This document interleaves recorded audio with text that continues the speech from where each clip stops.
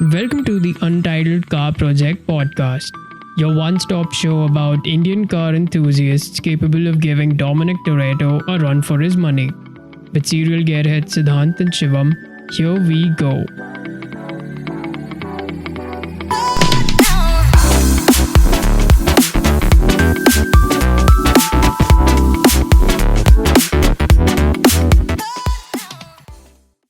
Yeah.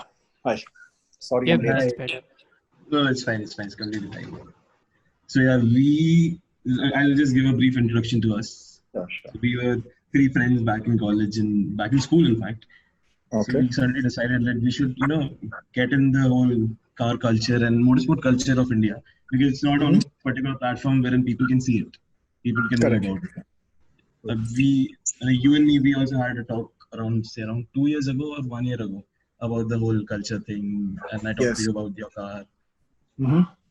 So today, what the whole point of the meeting is, or point of the podcast is, that we are going to talk about your car, your experience about the whole thing, Okay. and we are going to know about your mistakes and what all the things that you came across while trying to build your car from scratch. Basically, the whole journey. Basically, yeah, how you got started, why you actually started, and all of that. So, pretty basic stuff. And yeah, it's purely for the listeners because we sort of identified that there's a huge culture which a lot of people, or as I like to put it, the casuals aren't aware of, and True. a lot of people that are doing remarkable things in in that space, yet they aren't given the coverage that one would expect that them to get. So that's what it's all about. And yeah, you are one of our earliest guests on the show, so thank you so much for coming on board. And Thank you for having me. I'm Yeah. actually honored that you guys thought that my car was worth talking about. nah, I mean, No, if You are the if first there's person that came up to my mind. Like we were Yeah. talking to each other that okay, let's think about people we can bring on board. So you're like, okay, I have this friend, and it's actually my friend's brother. And we talked about his car being a turbocharged XYZ. So you will talk about it later when you Yeah. tell us about your whole thing. So the first thing that we wanted to know, wanted to talk about, and wanted our listeners to know is that what is your journey, been? Where did you start? What was your initial inspiration, and eventually your experiences with the car? So my journey actually started when I was pretty young. I was always into cars, one could say an enthusiast as such, but I was always born and brought up around cars. Like my uncles and even my dad, for that fact, was always into cars and rallying and all that. So it started from a very young age. I actually got into getting my first car when this was 8 years ago. So this was just when I completed my college. Okay. So I got into my first year degree, and the car we're talking about, the Honda City, initially I didn't buy it. So it was actually my brother's car. All right. And I was gifted the car from him initially when it was just stock. All right. So this was when I was in college, and having a Honda City back then was a big thing. Yeah, definitely. So then once I started, getting some amount of money and doing jobs and all that, I eventually bought the car over from him. All right. And so I actually started modding the car stage by stage. So what happened, I had a header and an ECU before I got the turbo. Okay. So So that was then- one of your first mods in the car. Yeah, the Of first ECU. mod was actually an intake. It was just basic. What every The basic. enthusiast yeah. has. Intake and a header. Yeah. So, it made the car really fun to drive, but it was, I always felt it needed a little more power. Yeah, sure. So then what happened, I started doing my own research, getting into the car scene as such. I wouldn't call it a car scene, but talking to a few people, talking to friends and all that. I was recommended, I don't want to take out names of a garage, but it wouldn't be right on my part because No, it's completely okay. It's completely okay. yeah. So I left it to one of this reputable garage back then. This was like 7 years ago, or I would say 6 years ago, to get the car turboed. And so I got all the parts down. I bought the parts myself, a few parts. I had my cousin ship a few parts from the US. This was the turbo. I got the turbo directly from the US. It was a Garrett GTX, if I'm not wrong. I don't exactly remember because it's been a while. Yeah. So I got the Garrett turbo. I got all the forged internals, the whole shebang, the intercooler, the blow-off valve, the RDECU, everything needed to turbo the car. Yeah, the entire kit. So once I got the kit, I left it to the guy who was going to build the car, and he was actually pretty well known back then to do all these, turbocharged cars. And so this entire process took me 6 months. Accumulating the parts. Yeah, accumulating the parts, leaving the car to him, and all that. And my car, if I'm not wrong, is the only Honda City with a 4-disc conversion. I'm not sure if anyone's done it till now, because I haven't seen much.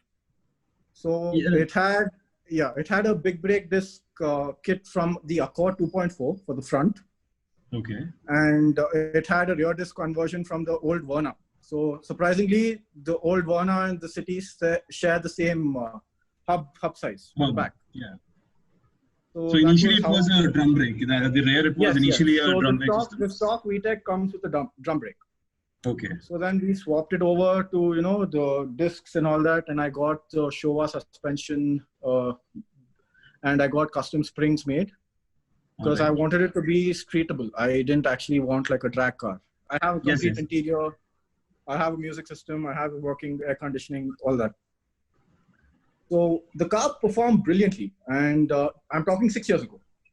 It was tuned by Race Dynamics. It put out 290 at the wheels on the first run on low boost. And this was pretty much, unheard of back then. Like, it was one of the very few turbo builds in Bangalore that was going on. So Joel was just starting out 7 years back. His Honda wasn't completely developed to the beast it is now. Yeah. So he was still, experimenting and, getting his setup completely tuned for the track. Right now his setup is off the charts. Yes. I had a blast with my car. Like, getting off the line from a traffic light was just pure bliss. Yeah, it would have been crazy. Having around 300 horsepower at the wheels. Exactly. That's a huge thing. So what happened to me was I drove the car like that for 2 years with absolutely no problems. I dailied it, in fact. I put close to 15,000 kilometers on it after the initial turbo.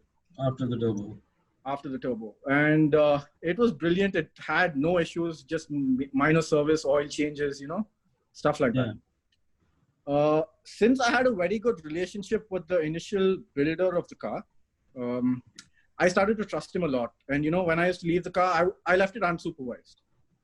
So I just used to be like, okay, this part is gone. Can you please change it? Or, I need a service. Can you do this? I think about 4 years ago, if I'm not wrong. Yeah, 4 years ago, I felt the car was, too laggy. So what would happen? The turbo was pretty big for the engine, for the 1.6.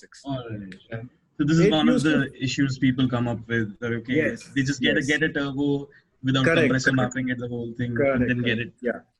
So what happened? The turbo was oversized for the capacity of the engine that I was running. And if I'm being honest, it was a pain to drive in traffic because it was laggy. It used to heat. Yeah. And the problem I had a high pressure fuel pump. If the fuel pump overheats... So you had the whole fuel line, the fuel line setup as well. I had the complete fuel line changed to stainless steel and AN fittings and, the whole Were you using flex fuel back then? No. So I was running on pump gas, basic, whatever, Shell V power or, speed. I didn't run it on 97 octane because honestly, I didn't have the budget for the fuel because I used to get like 4 kilometers a liter back then. It was 4 in the city. And that was like spirited driving. If I was on a light foot, maybe 7. And back then, I was a college student and I didn't really have the money as such to splurge. So what happened was I found the car to be too laggy and, it wasn't enjoyable in traffic or in Bangalore, to be more specific. Yeah. So 4 years ago, once I completed my degree and I got a job, I wanted to change the setup. So I left it back to the person who initially built it. And I told him, listen, the turbo's too big. I want a streetable car, make it With a enjoyable. regular output wherein you can, daily drive it and move around the city. Yeah, and the maximum I pushed on the old turbo, this was for one event. It was 345 or 350 at the wheel. I don't really remember the exact figures. And I didn't max out the turbo, but I maxed out my injectors and my fueling. Okay, so the injector was running completely 90% duty cycle. Yes, it was almost at 90-95%, which wasn't safe. Yeah. With stock internals? No, it's forged. Okay. The internals were forged. I had a cam also. I was running a cam too. Okay. And, was it a high lift cam? No. High lift cams are for any. So you can't run a high lift cam on a turbo engine. Okay. You get a this is after you got the whole turbo. You shifted your this thing as well. Okay. You get a separate cam for the turbocharged engines. So I went that route. And that was the maximum I pushed. And honestly, the turbo had a lot more left in it. Maybe I would say another 100 horsepower. But I ran out of fuel. Okay. And so what happened, I wanted a complete, daily drivable setup, enjoyable on the street. Because if I'm being honest, if anyone's going to build a car, 350 horsepower on Indian roads on our tires. So I was running Yokohamas back then because I didn't have the budget to go for a Michelin, and Michelins don't make any 15. So I was running a Yokohama as drive, and I had traction issues for like the first 3 gears. It didn't stick. Then I spoke to my builder and he's like, yeah, sir, we can get it done. I'll make it a street setup. So what happened was he swapped out my turbo and he put a Mitsubishi TD04, which I then found out wasn't the original TD04, but a replica from China. And I think my Garrett was worth maybe 110,000 back then, if I'm not wrong. $1,200 was the turbo with the customs and all that. Okay. All right. I wouldn't want to diss on anybody, but I didn't get that turbo back. Okay, so I left the car to him and he took another 6 months to build it. All right. And he swapped out all my parts, all the forged internals, all my cams, my complete setup. He removed it and he put like normal, I don't even know what to call it. So he just put like some OEM parts. Yeah, I think OEM would be a step above what I had previously. So it was junk. It was basic junk. Like, we have this term called Gujri, right? Yeah. Yeah, it was parts like that. Okay. So he put these parts in my car and the car made 190 to the wheel, if I'm not wrong, on RD's dyno. That's from 350 to 190. That's a huge 350 to 190 straight up. And he said, this is all the car can handle, or this is all the car can push, or whatever, and all that crap. Okay. So I took the car back, and what happened, I kept, going back and forth, where's my parts, where's my turbo? And he's like, yeah, I have it, you can collect it, and all that. So the back and forth happened for like a couple of months. And then my head gasket gave up. So obviously that's one of the major problems on running a turbo, wherein the head gasket bursts out and you have leak. So I'm running crap parts. Obviously the head gasket gave up, and I took the car to somebody else who he's actually based out of Jayanagar. His shop is called Gear Up, and I sat with him in Gear Up with the mechanic or whoever was building the car. I myself unbolted everything, learned with him, sat with him, took out all the parts.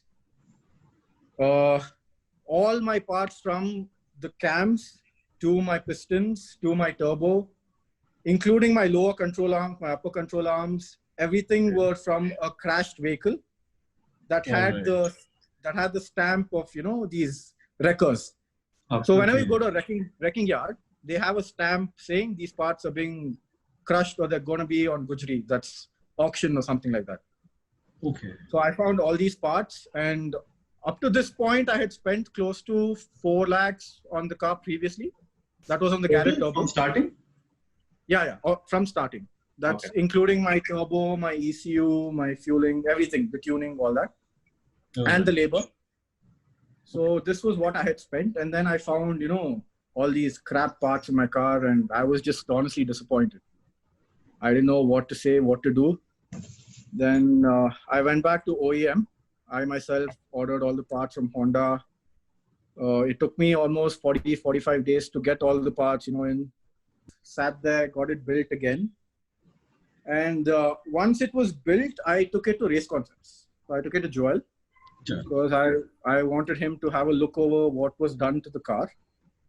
And on Joel's dyno, it made 220 at the wheels on low boost. That is with the OEM internals. Yeah, with the OEM internals. So stock internals, the old turbo itself, the TD04 or whatever the replica that he had put, the Chinese one. And Joel just replaced the fuel pump. So the fuel pump I had before was some weird fuel pump. I don't even remember what it was. And then he completely retuned the car from scratch. So did you change the injectors as well? No, the injectors were good. So the injectors I had previously were good. So those are stock injectors or aftermarket? No, aftermarket. I think if I'm not wrong, there was somewhere around 350cc injectors. Okay. All right. So it made 220 on Joel's dyno, and he was actually very surprised that, the car made so much on the setup it was, because it was stock. Basically, I didn't have cams. Yeah, I didn't have cams. I didn't have like completely forged internals and all that. So this was almost 7 months ago. No, 8 months ago, if I'm not wrong. Then I drove the car for a couple of months, and what happened was the piston ring in cylinder 1 gave up, and it started splurting oil, and coolant was getting mixed into the oil. Okay. So that blew up, and right now I've got all the forged internals back. I started sourcing them, and the previous setup that I had, I went to the guy who initially built the car. I had a huge argument, huge fight with him, saying, give me my parts. It's high time. It's been like 2 years since you've been giving me. It's been a long time since he has kept all the parts and all. Yeah, exactly. It's a huge thing for an enthusiast as well to, just give away the parts. I'm like, please stop giving me all these stories. I just need all my parts back. So as of now, I've just got back the turbo. Okay. I still don't have my internals. I don't have my cams. I don't know what he's done with it. I don't have my stock seats. I don't have my stock steering, my stock brakes, the brakes that initially came with the car. Okay. I have a complete list that I need to get back from him, which honestly at this point I've just given up because I'm sick of the back and forth and, the stories and all that. I completely understand. Most of the viewers, they would like to know what were the challenges you faced while, procuring the parts of a particular turbo. Like, how did you get to know about the particular company wherein you want the internals from and all? Yeah, so see, Honda builds are really, really easy because there is so much aftermarket support and so many forums. Definitely. And see, when I started out, it was a challenge because in India, a turbocharged car was not unheard of, I would say, but very rare to find. And, that was one difficulty that I had. So I had to go through multiple forums, Google, talk to my friends abroad, figure out. So basically the D15B blocks that we use, it's used a lot in Malaysia and Thailand. Okay. So there is a lot of aftermarket support from Malaysia and Thailand. So I sourced my clutch kit from them. I got a stage 3, if I'm not wrong. Yeah, stage 3 XCD clutch. Right now. Okay, XCD clutch. Yeah. XCD clutch. I sourced that from Malaysia, and a good friend from there, got it down himself when he was traveling. See, the one advice I can give you guys is if you're going to source parts, try getting it from people who are traveling abroad because you'll save a lot on customs. Okay. Yeah, that's there. That's definitely there. Yeah. So the parts are readily available. All you have to do is research it and, figure out what kind of setup you want. If you're looking for a drag setup, you can always go that route. And, there are cars in India that are making 600, 700 front wheel drive, Hondas. Yes. And they're running amazing. Yeah. So that is definitely that route. But, if you guys are looking for a daily driver, stick to the 300 mark. Anything above that is honestly risky. Yeah. Not just for the car, but for our driving conditions, our roads, Like, considering the potholes and others. It's not worth going so much. Would So you that would suggest be the one listeners that, when you're having so much wheel horsepower, say 300 wheel horsepower is huge, you need, is it necessary to have a, setup wherein a suspension setup, a whole geometry setup of the suspension, wherein it can handle so much power at the wheels? Yeah, definitely. So like I said in the start, the first thing I did was, change my brakes and my suspension. So I went Showa complete front and rears coilovers and with a custom damping and custom, spring rate. So the first thing I would suggest, don't chase power. That's my advice to anybody who wants to start a build. Yeah. Go with, your basic mods. Like, okay, the coilover setup is expensive, but trust me, it's worth it. It makes a night and day difference on what a car can do. So a car that's running, 300 horsepower with crappy suspension and brakes will easily be outrun by, a stock or, maybe a car with 150 horsepower with brilliant suspension and brakes. And I'm talking, on the curves, not the straight line. Yeah. Anyone can go fast in the straight line. That's not where the fun is, right? So what I would suggest is start with your suspension, start with your brakes, get a good base. You can always start adding power after that. Yeah. Yeah, definitely. What are your top 3 mods and top 3 mistakes that a newcomer can avoid? So the top 3 mods for anyone who's going to start off, the first one are tires. Invest in a good set of tires. Trust me, it's worth it. Say if they are running 14-inch, should they upsize? Yes. So I would say go 1 inch above stock. So if you're running 14s, go 15s. So I have a Polo GT right now, apart from the city. So it came with 16s, and I'm running 17s right now with Michelin Pilot Sport 4S tires. The grip they provide is amazing. It makes your car so much better to drive, and it is so much better at stopping. So the first thing I would say is change your tires. Don't cheap out on tires. Wait for a while, save up, go for a good set of tires. The next would be good brakes. You can go fast, but if you don't stop, there's no point in it, right? There's no point of going fast. So, That's definitely. So coming to the mistakes. The first one I can give you is don't trust anyone blindly. No matter how experienced they are, how reputed they are, be there when the car's built. Yeah. At least if not through the entire process, make sure you're there at least once a week or once in 10 days. Yeah. Figure out what's going on. This was the first one. The second one, don't cheap out on parts, guys. And when I say don't cheap out on parts, like I said, tires, suspension. Yeah. See, I agree you're going to save a little bit of money, but at the end of the day, what I went through is when you put a cheap part, 6 months down the line, it's just going to go bad. The reliability is not there. Yeah. When you're talking high horsepower and, high builds or whatever you say, like, a drag setup or a rally setup and all that, reliability is key. I have seen so many of my friends whose cars are blown up on dynos, blown up on the drag strip, because, they were trying to save a little bit of money, but at the end of the day, it's going to cost them twice as much to replace it. Yeah. So even if it takes a little bit more time and, a little bit more of effort on your side, go for it. Don't try to cheap out. Okay, you can skimp in like things that don't really matter to your performance. I would say, when you're going for a good set of seats. So a good set of seats would cost you 30,000, 40,000, name brands. Fine, skimp on that. It doesn't matter. Because, at the end of the day, yeah, it's going to give you a good driving pleasure, but it wouldn't hurt the car. Yeah. True. Right? Or same thing with your steering or your music system. Things like that is fine. But when you're talking about internals, turbos, or even your, clutch kits for that matter. So say you're running a 200 or 250 horsepower car and you want to run on a stock clutch. It's obviously not going to hold. Right? Definitely not going to hold. Yeah, true.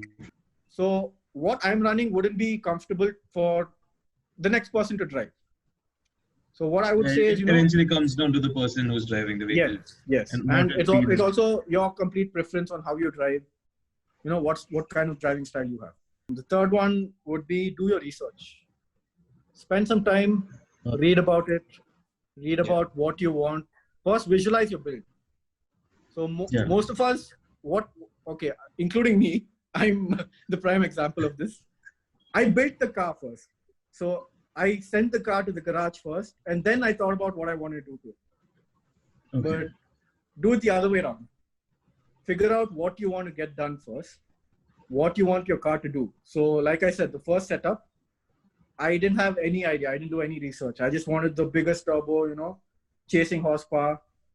I didn't realize what it meant on the street or on the car itself, how much pressure the car's going to take, right?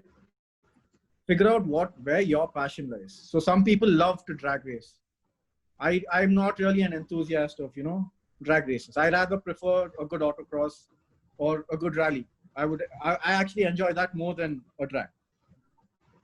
So figure out where your passion lies, build your car according to that. That would be the third one. And yeah, do your research, guys. Just take your time. Reach out to people. There are experts, I would say, people who are well-versed, who've been doing this for years. One can be Race Concepts. If you guys are building Hondas, Joel is the guy, talk to him. The knowledge he has on Hondas is amazing. Reach out to them. Again, yeah. Coming to Polos, if you guys are building Polos, Code 6 is one of, the upcoming names right now. Even the Suzuki and Maruti scene in Bangalore itself is run by, I guess, 6 Mile Customs. Yes. Yeah, Thomas, 6 Mile. Again, yeah, 6 Mile. 6 Mile, he's also a dealer for Ironman, Zach. So your off-road builds, Prad is one of the big names in off-road. I left my Thar to them. So my Thar is completely done by Prad. There are multiple, reputed dealers or reputed builders. My Polo is done by Bellevue Performance. They are like one of the leading right now. They are on par with e-tuners, both of them do some amazing work for German cars. So I got my car tuned by them through this company called Tune to Race. They're based out of the UK. And you guys might find it funny, but I got my Polo tuned at 700 kilometers, right from the factory. I took the car, I took delivery of the car. I changed my wheels in the showroom itself. I swapped out my wheels to Sparkos in the showroom. And, I just did the basic run-in, the 700-kilometer run-in that was required, straight to Bellevue. My cars run 9,000 kilometers now. I don't have one issue, not one code, nothing. So, there are really good... Are you running on a standalone or is it a piggyback ECU you're running? Is it completely standalone ECU or piggyback? Reflashed. No, I got my ECU reflashed. Okay, fine. Yes. So I'm running a complete stainless steel exhaust from these guys called Pro Race Customs. Okay, Pro Race Customs. So, Pro Race Customs are based out of Bangalore. I have a full system exhaust, DCAT. I'm not running a CAT right now. I have a Sparko carbon fiber intake. I have a K-Sport fully adjustable coilovers. I have EBC brakes and a stage 2 tune from Tune to Race, both for the ECU and the DSG. And I have like the OEM paddle shifters. I got it replaced with the Passat steering wheel. So I have the paddle shifters right now. Apart from that, the EBC brakes. That's it. So the Polo is running a stage 2 build. I'm in talks with a few people, Bellevue Performance. So we want to change the turbo out right now. But the problem is nobody has developed a turbo for the 1.2 TSI. So 1.2 TSI, but you can look up the turbos which are there, the Mitsubishi turbos, the TD04, which run on a lower level. So even the TD03. So the problem with that is the ECU won't recognize it. So even if I swap the turbo out, the boost levels and all that is going to be a big headache. And, so one major flaw in the Polo, especially in India, it doesn't run in intercooler. So the 1.2 then you have to do the plumbing again. It doesn't run in intercooler and, it gets heat soaked. So any car... Yes. Yeah. So you can't really swap it out. And another limiting factor is DSG. Anything above 250 Nm, your DSG is bound to fail. Okay. So if your DSG gives out, that's another. On the gears as well. The whole you can change this one out another gearbox for the whole issue. Yeah. But that's eventually going to cost up. Yes, another gearbox from VW is 4 lakhs. So that's going to be a huge thing. So yeah, like I said, there are a lot of really good companies, really good people who are building some amazing cars right now. So talk to people, man. That's the only advice I can give you. Yeah. So just text people, man. I mean, everyone's going to reply. Guys love it when, somebody compliments the car or, it talks about their car. No one's going to be like, no, I'm not going to help you. Yeah, that's very coming back, they're like really good, experienced people. Talk to them, get an idea of the build you want to get going, and then start, buying your parts or, leaving your car to somebody to get it done. That's like the major advice. It has been a very informative session for us as well, because we are also eventually getting into the whole enthusiast scene wherein we get to learn from people. And, honestly, I didn't know about the whole Malaysian sector wherein they're using the D series engine and you can get the aftermarket parts from there. So especially for, the Hondas, Malaysia, Thailand, that's like one really good aftermarket support. Coming to your Polos and your Germans, they are everywhere. Dude. The UK is like the number one. Right. Yeah, you have like major companies like, Racing Line, Tune to Race, ATM. Yeah. Like, APR is another upcoming thing right now. They have like one of the craziest builds, especially for your Octavias. So, just do your research, guys. Whatever it is, you guys can be into off-road or Germans or, even JDM. Just take some time out, talk to people. You guys are doing an amazing job. So hopefully, a lot of people get into this section wherein people actually understand before getting into the whole scene and not blow up more engines. Yeah, exactly. Basically, that's the only thing, that's the advice I can give you guys. So, like the takeaway points are: don't buy cheap parts, start slow, do your research. Yeah. And don't trust anyone blindly. The main thing would be build your car in stages. Enjoy it. Yeah. So when you build it all at once, you can't really tell the difference between what one mod does to the next. Yeah. So say you get a good set of coilovers. Yeah. Get a good set of coilovers. You'll know the difference. You'll know how your car's going to react. You'll get used to the car. Yeah. So do it at a stage by stage. Enjoy the car. Enjoy your build. At the end of the day, we're all just having fun, guys. I guess it's time to wrap it up, and hope for more sessions with you. Next time we are back, we'll talk about your Thar. We'll talk about your Polo. Today's takeaway was actually get into the Honda scene, wherein we know about the D series engine and it's the most this thing you've done. The most tuned vehicle here is the Honda. Yeah, the Honda. Yeah. Thank you so much for being on the Untitled. Thank you so much, Kshithij. Thank you, guys. Thank you. Thank you. Try safe.